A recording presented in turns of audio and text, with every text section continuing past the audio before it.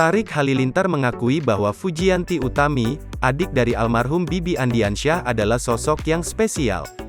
Hal itulah yang membuat Tarik bisa jatuh cinta dengan Fuji hingga digosipkan memiliki hubungan khusus dengan adik ipar Vanessa Angel ini.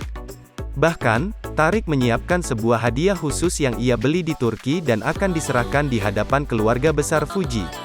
Ya, ada oleh-oleh yang udah dikasih dan belum.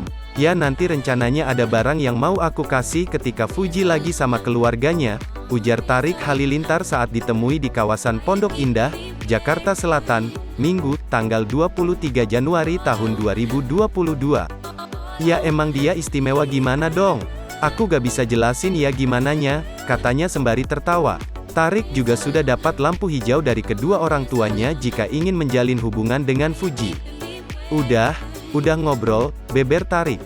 Umi sama Abi selalu support aku sih, jadi aku berusaha jalaninnya sepositif mungkin, tambahnya. Meski menyebut Fuji sosok yang istimewa, Tarik belum berani blak-blakan soal hubungan asmara mereka.